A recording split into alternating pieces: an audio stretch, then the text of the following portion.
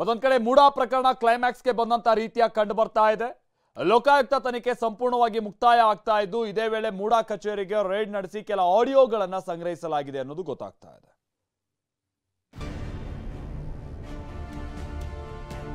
ಯಾವುದೇ ಕಾರಣಕ್ಕೂ ಕೋರ್ಟ್ ತೀರ್ಪವರಿಗೆ ಅವರು ರಾಜೀನಾಮೆ ಕೊಡೋ ಅಗತ್ಯ ಇಲ್ಲ.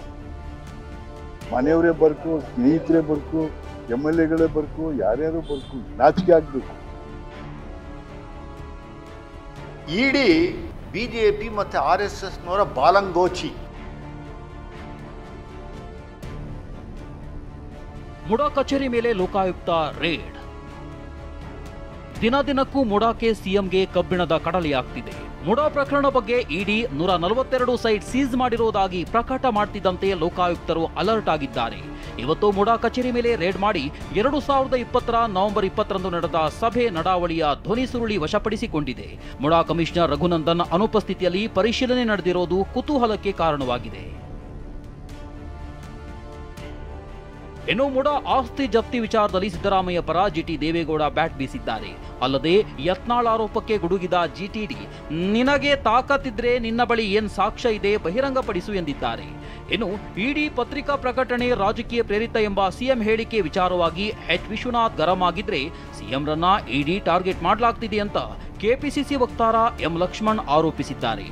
ನಮ್ಮ ಪಕ್ಷದಲ್ಲಿ ಯಾರಿಗೆ FIR ಆಗಿದೆ, ಯಾರ ಮೇಲೆ ಕೇಸ್ ಇದೆ, ಅವ್ರು ರಾಜೀನಾಮೆ ಕೊಟ್ಟಿದ್ದಾರೆ ಅನ್ನೋದನ್ನ ಈ ಸ್ಟೇಟ್ಮೆಂಟ್ ಕೊಡೋರು ಯೋಚನೆ ಮಾಡಬೇಕು. ಅಲ್ಲಿಗೆ ಸಿದ್ದರಾಮಯ್ಯ ರಾಜೀನಾಮೆ ಕೊಡೋ ಅಗತ್ಯ ಇಲ್ಲ. ಯಾವುದೇ ಕಾರಣಕ್ಕೂ ಕೋರ್ಟ್ ತೀರ್ಪವರಿಗೆ ಅವರು ರಾಜೀನಾಮೆ ಕೊಡೋ ಅಗತ್ಯ ಇಲ್ಲ.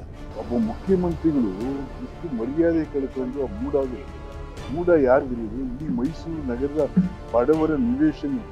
ಒಬ್ಬ ಮನುಷ್ಯ ಏನ್ ಕೇಳ್ತಾನ್ರಿ, ಏನಪ್ಪಾ ನಾನು ನೆಮ್ಮದಿಯಾಗಿ ಬದುಕೋದು ಸುಖ ಅಲ್ಲ, ನೆಮ್ಮದಿಯಾಗಿ ಬದುಕಕ್ಕೆ ಒಂದು ಸೈಟ್ ಕೊಡಪ್ಪ, 20-30 ಕೊಡಪ್ಪ ಅಂದ್ರೆ ಮನೆಯವರೇ ಬರ್ಕು, ಸ್ನೇಹಿತರೇ ಬರ್ಕು, MLAಗಳೇ ಬರ್ಕು, ಯಾರ್ಯಾರು ಬರ್ಕು. ಹಾಗಾಗಿ ಇವತ್ತು ಮೈಸೂರು ವಿಜಯನಗರ ಸಿದ್ದರಾಮಯ್ಯ ಕಾಲದಲ್ಲಿ ನಾಚಿಕೆ ಆಗ್ಬೇಕು. ಇಡಿ ಬಿಜೆಪಿ ಮತ್ತು RSSನವರ ಬಾಲಂಗೋಚಿ ಅನ್ನುವಂಥದ್ದಕ್ಕೆ ಇದು ಒಂದು ಸ್ಪಷ್ಟ ಉದಾಹರಣೆ. ಪತ್ರಿಕಾ ಹೇಳಿಕೆಯನ್ನ ಕೊಡುವಂಥದ್ದು ದರ್ದ್ ಏನು ಬಂದಿತ್ತು, ಯಾರಿಗೆ ಹೇಳಿದ್ರು? ನಿಮಗೆ ತನಿಖೆಯನ್ನು ಪೂರ್ಣಗೊಳಿಸಿದ್ದೀರಾ? ಹೈಕೋರ್ಟ್ ನಿಮಗೆ ಡೈರೆಕ್ಷನ್ಸ್ ಕೊಟ್ಟಿದ್ಯಾ? ರೆಪ್ರೆಸೆಂಟೇಟಿವ್ ಆ್ಯಕ್ಟು ಅಲ್ಲ, ರೆಪ್ರೆಸೆಂಟೇಟಿವ್ ಕೋರ್ಟ್ ಏನಾದರೂ ನಿಮ್ಗೆ ಡೈರೆಕ್ಷನ್ಸ್ ಕೊಟ್ಟಿದೆಯಾ? ಯಾರು ಡೈರೆಕ್ಷನ್ಸ್ ಕೊಟ್ಟಿರೋದು? ಬಿಜೆಪಿಯವರ?